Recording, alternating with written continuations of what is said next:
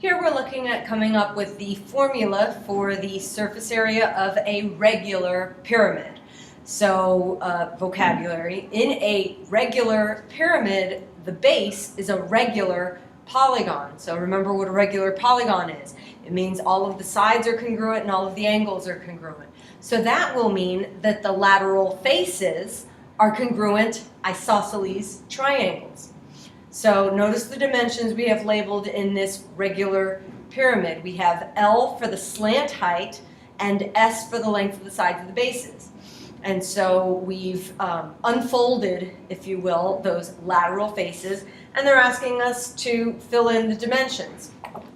Okay, so these would all be S's, and the heights of all of these triangles are L.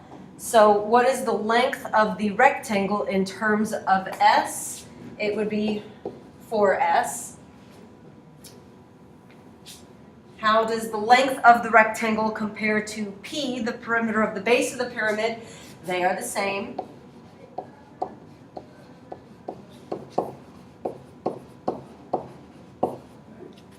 So write an expression for the area of the rectangle in terms of P and L. So it would be P, perimeter of the base, times L, the slant height. So then finally, write a formula for the lateral area L of the pyramid. So notice how the lateral faces of the pyramid are covering half of this rectangle. So then it should just make sense that it'll be 1/2 PL.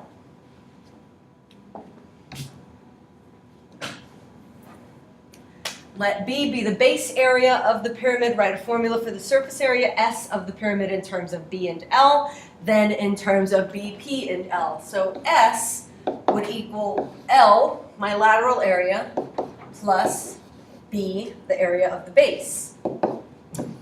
S equals 1/2 perimeter of the base times the slant height plus B, the area of one base. Pyramid in the above figure has a square base. Does the formula hold true for square bases only or for other pyramids as well?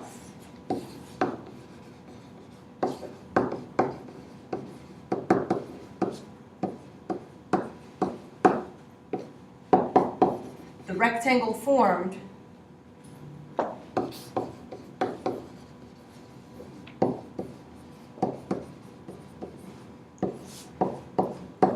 would always have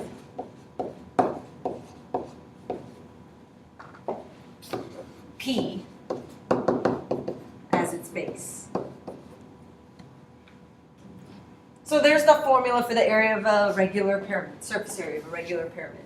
And in example 1, part A, they're using that formula. So in step 1, they're finding the lateral area by using L equals 1/2 PL. They found the perimeter of the base by taking 4 times 5 because the length of each side was 5 and there were 4 sides.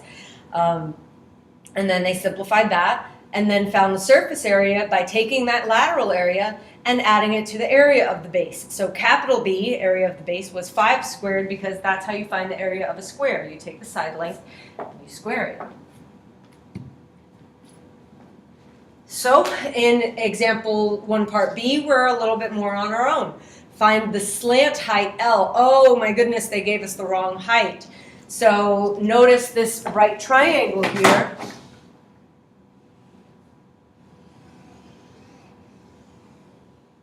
That we're using in order to find L.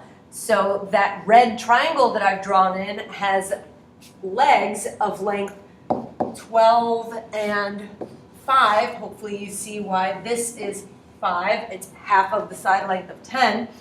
So L squared equals A squared plus B squared. So that's equivalent to 5 squared plus 12 squared. So L squared is 169, which means L is 13. So my perimeter is 4 times 10, which is 40. My L, which I found was 13, and when I multiply this out, I have 260 square meters. And then I'm going to find my surface area by adding that lateral area that I just found plus 10 squared.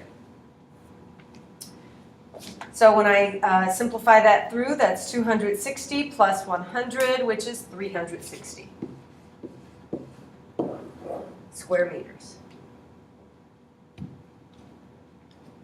Find the lateral area and surface area of each regular pyramid.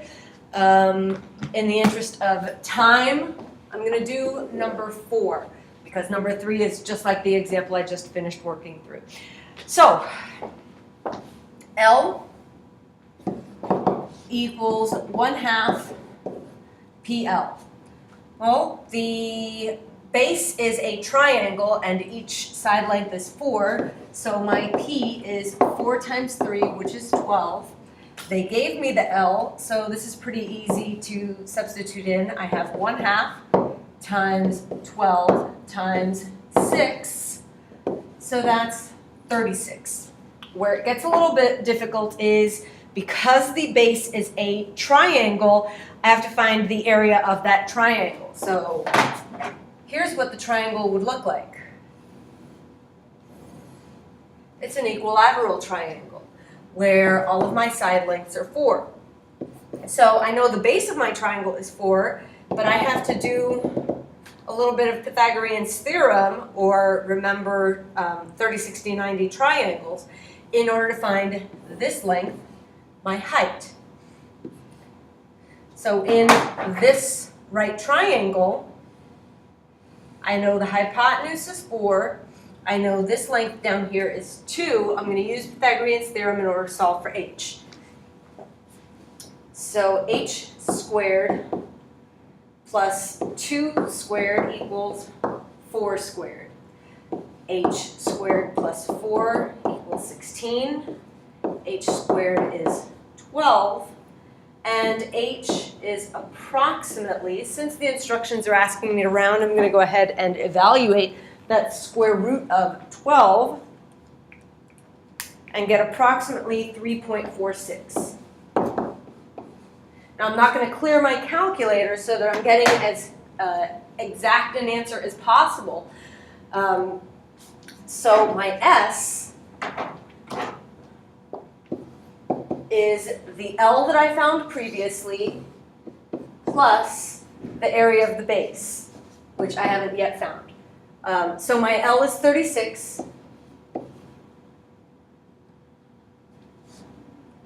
Clean this up a little bit. Plus, the base is the area of this blue triangle here. So 1/2 base times height. And when I evaluate this all out in my calculator, I get approximately 42.9.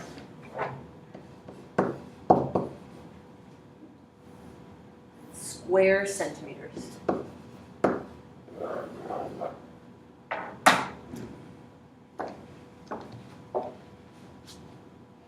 Now we're coming up with the formula for the surface area of a cone. So we will only be finding surface area of right cones, and a right cone is a cone whose axis is perpendicular to the base. And you see the axis drawn on the right side of your screen. So if I cut open a cone, what I'm looking at is a circle attached to a sector for a larger circle. Or in this instance, it's a larger circle. So let's take the measurements from the cone and put it in the net. So here's my R. And this is the L. So let's consider the shaded sector in the net.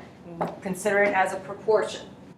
So the area of the sector, which is this, is to the area of the entire circle, as the arc length of this sector would be to the circumference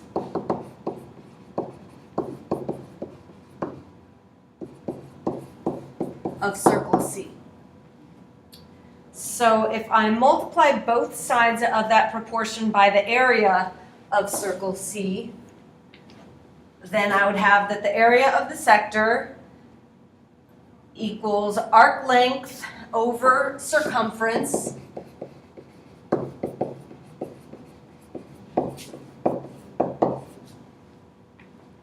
times the area of the circle. Well, the arc length of the sector is equal to the circumference of circle D. Therefore, the arc length of the sector equals 2 pi r. So that means that back here, this is now 2 pi r.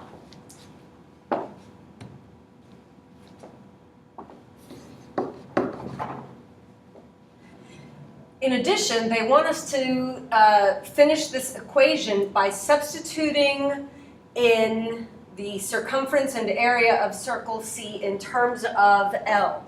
All right, so how can I express the circumference of circle C in terms of L? Well, circumference is just 2 pi r, and in circle C, the r would be L. Okay, so that means this becomes 2 pi L, and then I'd have the area of circle C, which would be pi times L squared.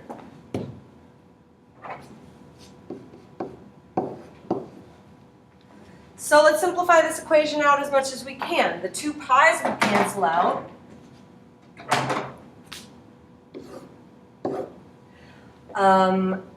Then I would have these L's reducing, so that would simplify to pi times r times L.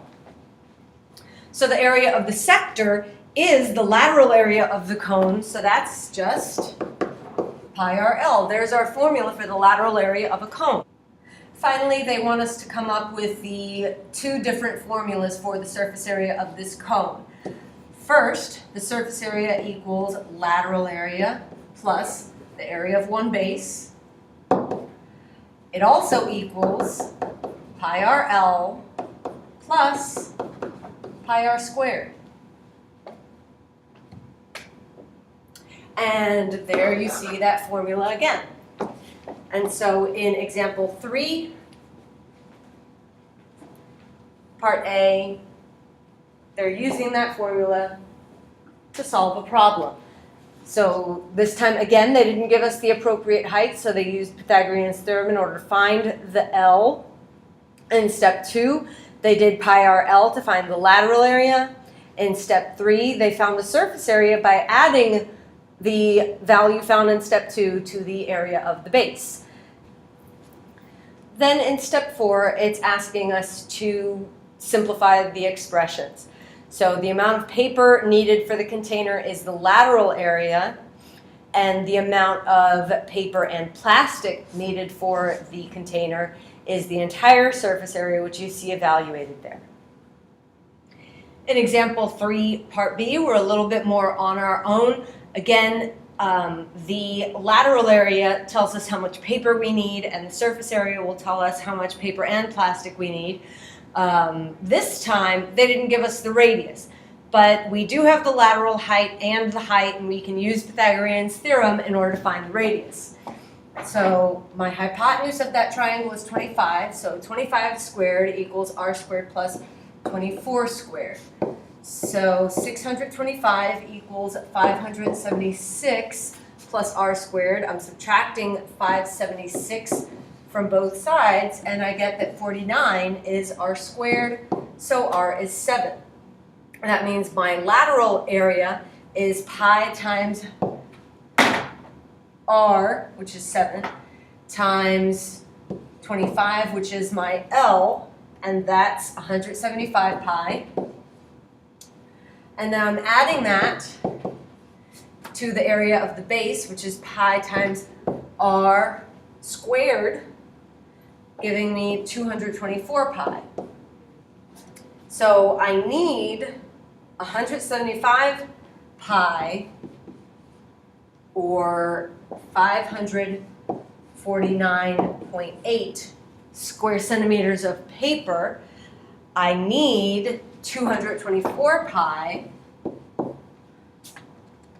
or 703.7 square centimeters of plastic and paper. In this reflect question, I have two right cones that have the same radius. A student says that the cone with the greater slant height must have the greater lateral area. Do we agree? Well, if both of their formulas for lateral area are pi RL, and the radii of the two cones are the same, then yes, we agree.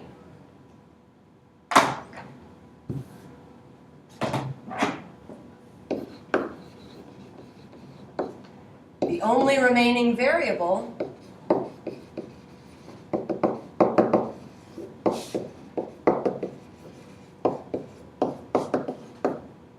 if R is the same,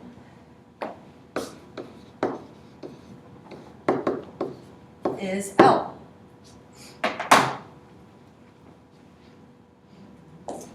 In the interest of time, again, I'm only going to do one of these examples. I'll do number 7. So L, remember, is pi RL. And they didn't give us R or L.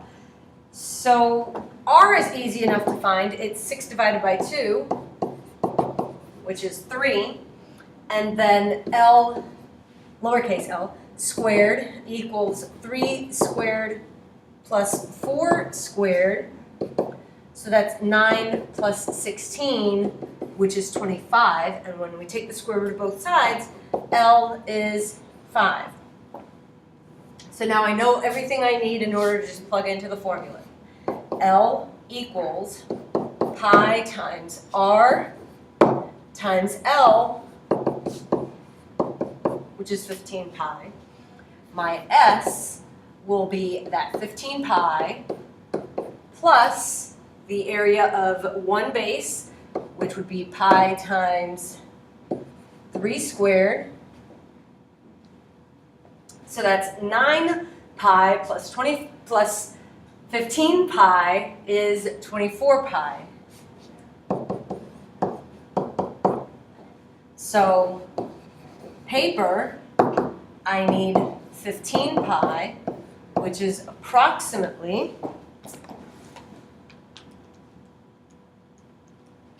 47.1 square inches. And then paper and plastic was 24 pi, which is approximately 75.4 square inches. Now we have some composite figures. And so in example 4, part A, they've done it for us. Let me talk you through it. They used Pythagorean's theorem in order to find the L for the cone. And then they found capital L, pi RL, by doing pi times 28 times the 53 that they found to be the slant height.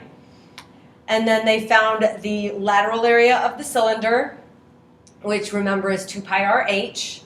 They found the area of the base of the cylinder, that's just a circle, pi r squared, and then they added all those values together, as you see here.